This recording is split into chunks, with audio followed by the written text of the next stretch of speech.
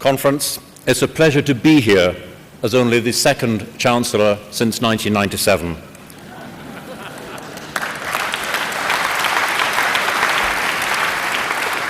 And let us first recognise the great achievement, the longest serving, the most successful Chancellor in modern times, Gordon Brown.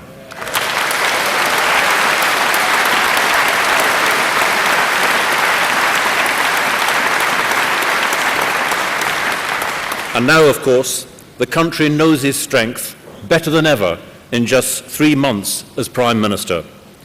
And let's recognise, too, the tremendous achievement of another man with a clear vision for the future of our country, the man who led us to 3 consecutive election victories, Tony Blair.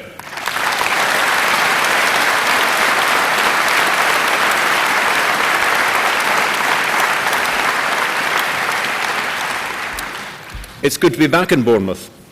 I'm told that in a recent survey, Bournemouth is the happiest place in the country. It seems that 4 out of 5 of the people here said they were happy with their lives. So, with Labour down for the week, let's see what we can do to cheer up the 5th person as well. Party conferences do, of course, have their hazards. Indeed, a new law of politics was written by the Liberal Democrats in Brighton only last week. Never be photographed with children or animals or now looking down an organic loo. I remember visiting a resort on the south coast, I don't think it was Bournemouth, and I was being shown round the town hall.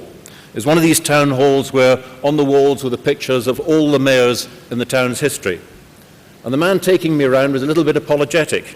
He said there had only ever been one Labour mayor, and that was back in 1940, when they expected the Germans to invade and the mayor to be shot.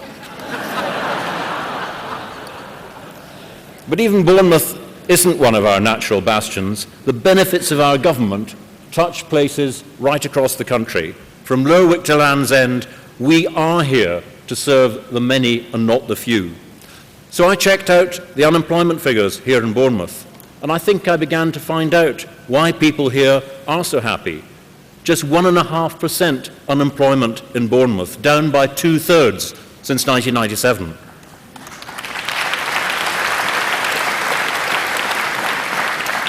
And just over 1% unemployment in the county of Dorset. And I'll tell you, better still, because of measures like the New Deal, because of what we've done, youth unemployment in Bournemouth is down by 90% since 1997. That's what a Labour government has delivered.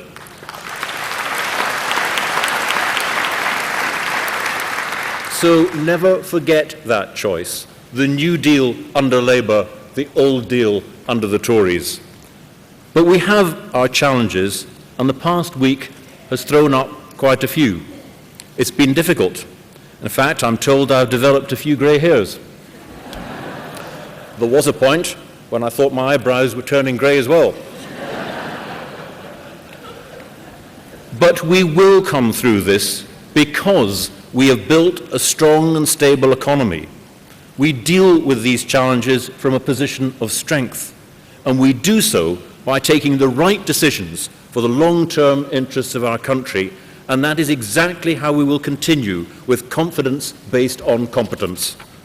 Tough decisions, sometimes hard ones, sticking to our principles, disciplined in our approach, clear in our direction. That strength of purpose has built one of the strongest economies in the world. 10 years of continuous growth, a record not achieved by any other major economy.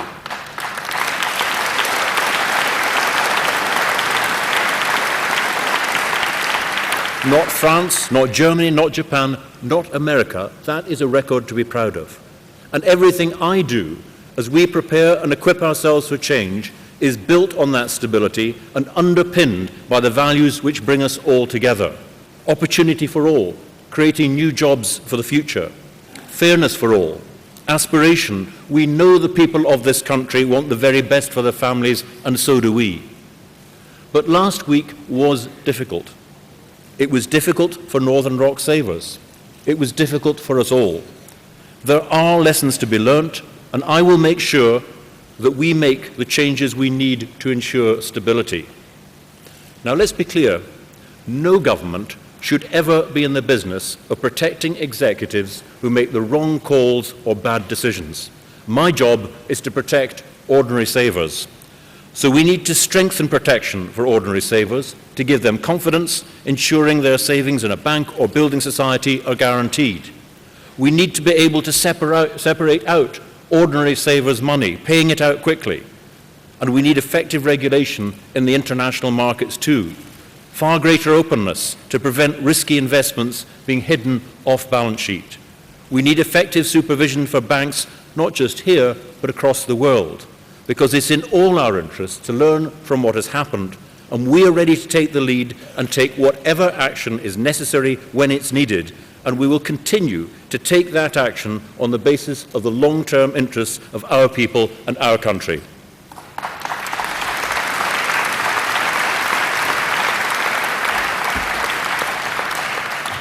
But last week tells us something else too. It shows how much and how fast the world is changing.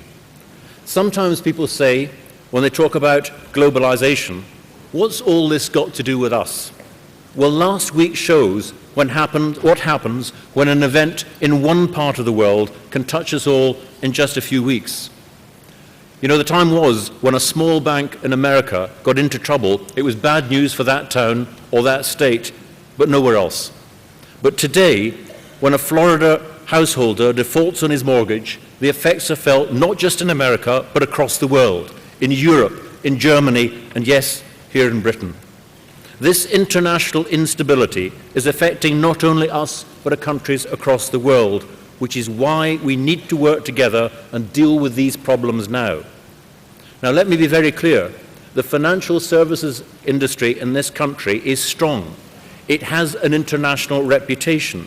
It is and will always be of vital importance to this country. We are world leaders in this field, and that's the way we want to keep it. Now, globalization, whether it's in financial services, in business, in energy, has transformed the scale of the challenges we now face. So our task now, together, is to prepare and equip our country to meet these challenges, to be leaders in this global change. We've built a strong economy here because we had the courage to make the reforms that we need. But the job is never done. The world never stands still, and nor can we. The pace of change is what defines our world, and we must keep on facing up to that change. Asia is now outproducing Europe. China alone produces half the world's clothes, half the world's computers, more than half the world's digital electronics. Together with India, their share of world trade has more than doubled in less than 10 years, and both looking to compete not at the bottom, but at the top. These are massive challenges. Now, there are some who look at all this and just see it as a massive threat, but it is only a threat if you let it become one. I see it not as a threat, but as a huge opportunity for Britain. A decade ago, we took the decisions to put right the failures of the past. The New Deal to get people back to work. Investment in education and health doubled. And next month, I'll set out our spending plans to let us make the changes we need for this new world. And we can compete, not on low wages or low expectations, but on quality and excellence. Britain turns out some of the best graduates, and education is one of our most successful exports. Students come here from all over the world because they see it as world class. And investment in education is the key to the future. Improving skills is essential. So too is investment in science. We've doubled the science budget and will increase it again to almost £4 billion a year. Why? Because Britain is good at inventing and innovation.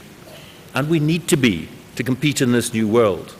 We are bringing research and industry closer together to develop the new products, the new services that the world wants to buy. And British manufacturing is doing well here and across the world.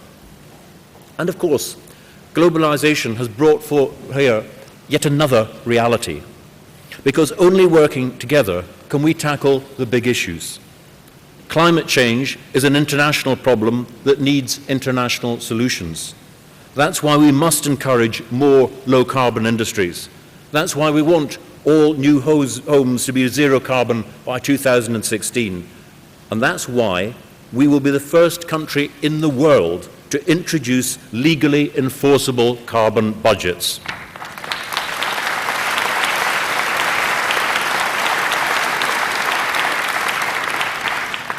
On energy, there are three big imperatives: to maintain the security of supply, to ensure affordability and drive down carbon emissions. And to deliver all three at the same time is one of the greatest challenges of the 21st century. And our spending plans will help us do more to meet our environmental obligations, and that must now be one of our guiding priorities. The Stern report has shown us how economic growth can be environmentally sustainable. And let me give you a practical example of that. In transport, Britain's railways are now carrying record numbers of passengers because we were prepared to make the investment.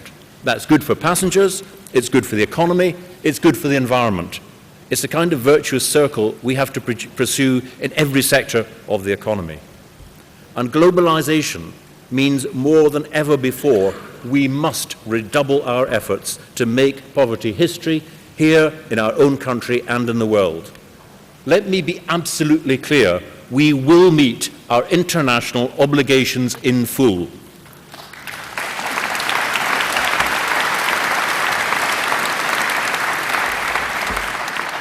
Our priority is to look forward and see what more can be done. Here at home, we've lifted 600,000 children out of poverty. 10 million children and 6 billion families are gaining from tax credits. But that's not enough. We need to do more. We must eradicate child poverty once and for all, because there is no more absolute moral obligation than that. But never let us forget what happened under the Tories. Child poverty didn't halve, it doubled.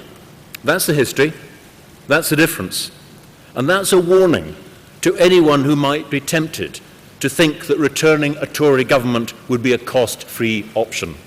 And the hundreds of thousands of families lifted out of poverty by Labour priorities and Labour policies over the past decade would be the first to pay that price. But let's also remember this, that none of our policies and priorities stand in isolation. All of them, every objective that drives us, are only deliverable on the basis of a strong economy that allows us to pay for them. It's only possible to keep on helping improve people's lives because of the strong economic foundations we've created. As Chancellor, everything I do will be to maintain that strength and that stability. I will continue the discipline essential to underpin it, even when those decisions might not be popular. Chancellors are not in politics to find a fan club. I'll leave that to my cat. I am cautious, and I will always be cautious with other people's hard-earned savings and with our hard-won stable economy. Inflation and interest rates and mortgage rates are historically low, and that's helping millions of people in this country. But remember this, we are the party of opportunity. It is the Tories that are the party of opportunism. And their opportunism, their inconsistent and incoherent approach to the economy, demonstrated day after day the threat they represent to the success of this country. Now, of course, it is the luxury of opposition that they don't always get held to account for everything they said last week or last month. And that's a luxury to which the Tories are welcome to for a long, long time. But just occasionally, we are entitled to draw attention to the dangerous nonsense they talk. And let me give you just one example. Just a few weeks ago, the Tories said there was, and I quote, "no need to continue to regulate the provision of mortgage finance as it is the lending institutions, the banks, taking the risk."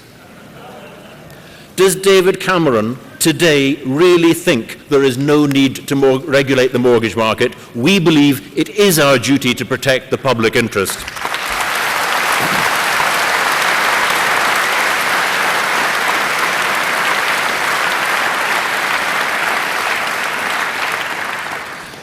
And the Tory approach to tax and spend is incoherent. One day they want to say they want to spend more, lots more. The next day they promise unfunded tax cuts.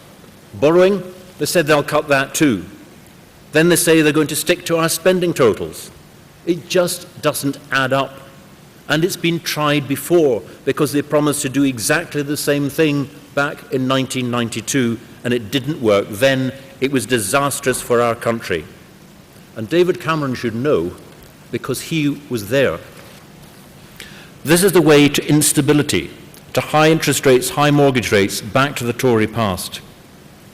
We live in times of great change. People rightly want better for themselves and their families. It is a real privilege and an enormous responsibility being in government, and to be able to put in place changes this country needs for the future. We believe in a fair and just society. We must support the aspirations and hopes of everyone in this country. We have the experience, we have the determination to face up to the challenges of a fast-changing world. We have the vision of a successful Britain, a country to be proud of. Once they said we would never win again. Then they said that no Labour government could ever win 2 terms, but the people returned us for a third. And if we stick to our sense of purpose, if we prepare our country for change, then together with Gordon Brown we can deliver for all of the people. Thank you very much.